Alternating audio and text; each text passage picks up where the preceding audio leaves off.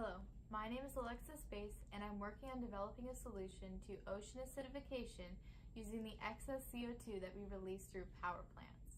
I'm currently pursuing a bachelor's in ocean engineering, and I'm also a dual-enrolled student at FAU High. Moving on to the purpose and importance of my experimentation. I recently studied that 33.4 billion metric tons of CO2 are released every year anthropogenically, and what I wanted to be able to do was reduce these numbers. Another thing that I wanted to target was flue gas. Flue gas is currently released at a 12% CO2 concentration, which is way too high to be releasing into our atmospheres. Flue gas is the waste gas from thermal power plants. I also wanted to do this because our excess release of CO2 is currently causing ocean acidification. And ocean acidification causes things such as shell deformation and coral bleaching, and it's important that we stop this rapid decrease in pH. The inspiration for my research was the sea urchin. Recently, it has been studied that sea urchins use nickel nanoparticles in their larvae state in order to form that hard calcium carbonate outer shell. So what I wanted to be able to do was develop this biomechanism in an engineering application in order to mimic the sea urchin and replicate the same process to form a calcium carbonate precipitate. How I want to do this is using an aerogel. An aerogel is a hyperporous material that I can immobilize nickel nanoparticles on in order to mimic the same effects that the sea urchin has. For my overarching methodology, I split it into 4 different parts. The first part was testing zeta potential and size. For my next part was determining the optimal nickel nanoparticle concentration. My third part of the experimentation was precipitating calcium carbonate. The fourth part is formulating an aerogel. Moving into the first part of our experimentation, testing the zeta potential and size. What I did was I formulated the solution in capillary cells, which I was able to test the zeta potential and size of the particles. And what I found was that this was the case. The nickel nanoparticles were in the optimal size concentration. The second part of experimentation was determining the optimal concentration of nickel nanoparticles needed to perform the experiment. So what I wanted to do was test different concentrations to see which concentration would be the most effective at lowering the pH levels. The reason that I did this is because the reaction is pH dependent. The reaction that I'm referring to is the hydration reaction of CO2, which is needed in order to form it into calcium carbonate. So I knew that if I was able to lower the pH faster, that correlated to a lower activation energy and success of the nickel nanoparticle catalyst. Moving on to the results, we see that 15 milligrams per liter was the most optimal concentration tested for the nickel nanoparticle catalyst. And what I also determined was that this was able to significantly lower the pH over a short period of time. This experiment was tested at 100% CO2 concentration. The third part of the experimentation was precipitating calcium carbonate, and these experiments, as mentioned before, are performed directly after determining the nickel nanoparticle concentration.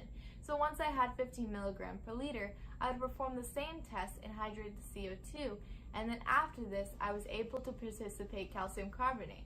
I'm doing this by adding calcium hydroxide. After I added calcium hydroxide to the solution, I was then able to see the calcium carbonate form, filter out the rest of the water and the nickel nanoparticles, and weigh the precipitate again to determine if it was an optimal amount of calcium carbonate precipitated.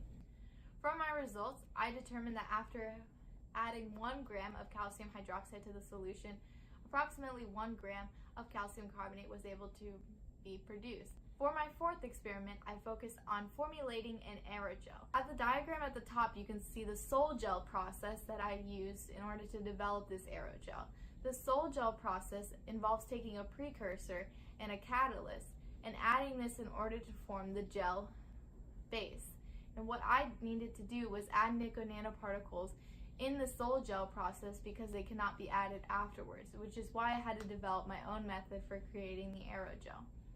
Now you will see a video of the aerogel being formulated.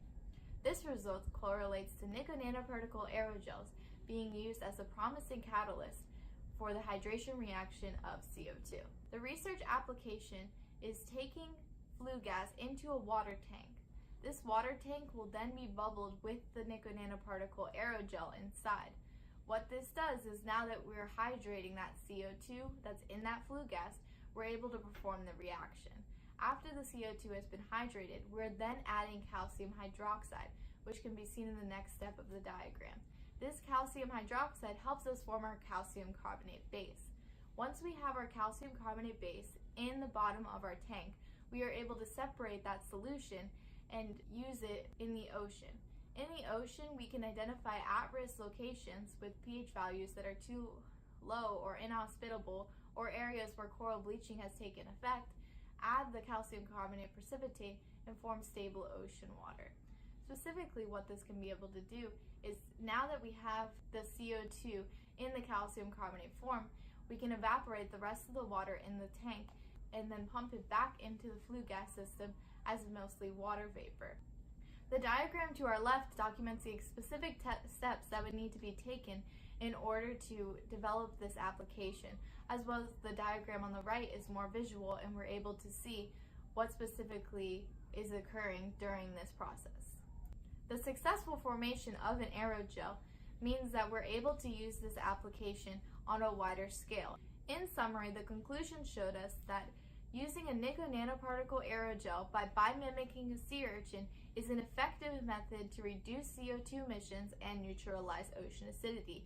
We found this using our 4 parts of our experiment, where in our determining optimal concentration of nickel nanoparticles, we determined that a 15 milligram per liter concentration was optimal, and the zeta potential trials showed us that the energy being formed from the nickel nanoparticles are optimal, as well as the size distribution. And we also saw that the amount of calcium carbonate that can be precipitated is significant enough to be able to perform this experiment, as well as the aerogel being formed successfully when the nickel nanoparticles were added. Discussing our results, a nickel nanoparticle aerogel is a promising method in order to reduce CO2 emissions.